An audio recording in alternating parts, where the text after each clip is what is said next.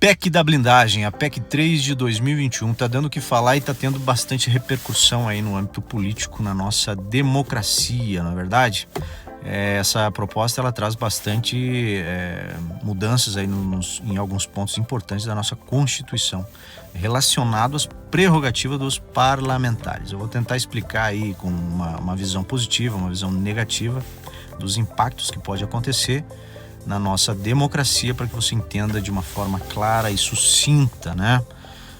Primeiramente, em relação à prisão de parlamentares. Hoje a prisão só pode acontecer em caso de flagrante de crime inafiançável e o Congresso apenas decide se mantém ou não a prisão. Basicamente isso. Já com a PEC, isso será mantido, porém só vai permitir uma medida cautelar se for aprovada no plenário do STF e não por uma decisão monocrática.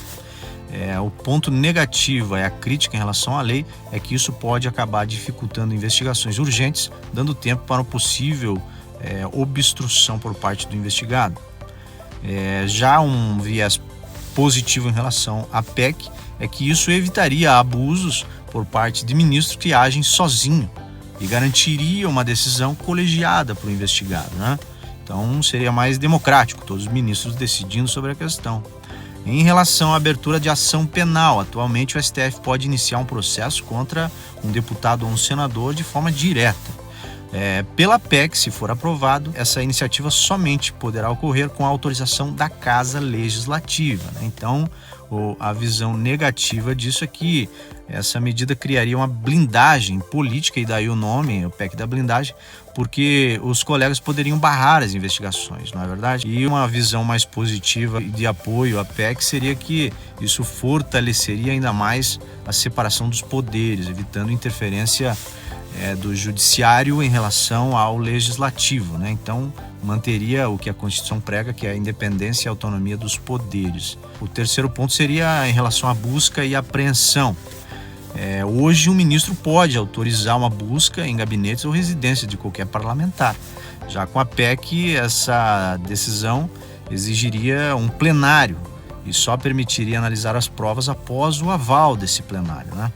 Uma visão negativa e crítica em relação a essa medida é que pode atrasar a coleta de provas e favorecer as impunidades, né? Isso é o que a crítica fala em relação a essa medida.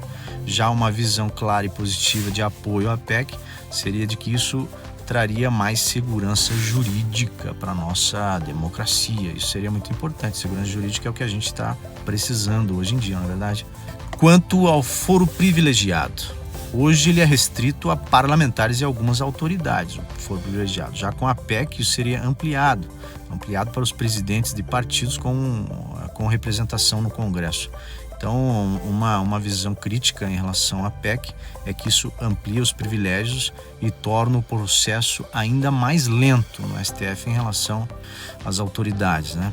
Já uma crítica positiva e apoio à PEC é que isso daria mais estabilidade política e protege mais o líder das possíveis perseguições aí políticas que poderiam acontecer, que, ao meu ver, hoje em dia está acontecendo muito.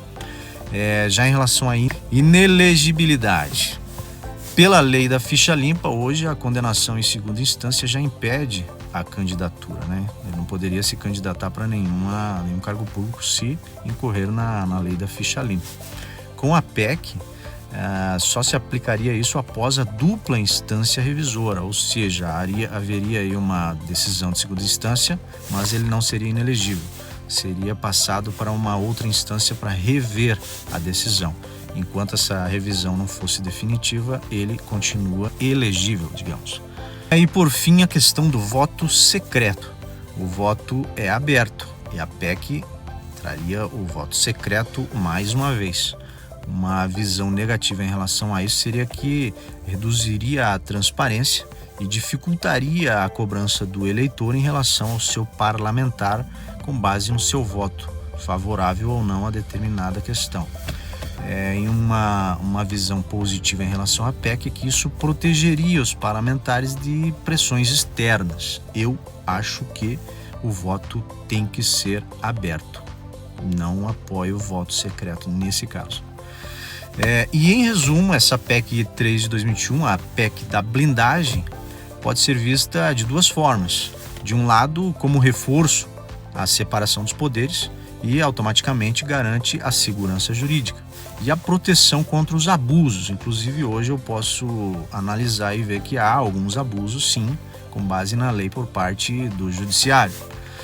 De outro lado, como a blindagem excessiva, né, a gente pode entender que dificultaria as investigações e enfraqueceria a ficha limpa e também a transparência do processo político e judiciário em relação a eles, né?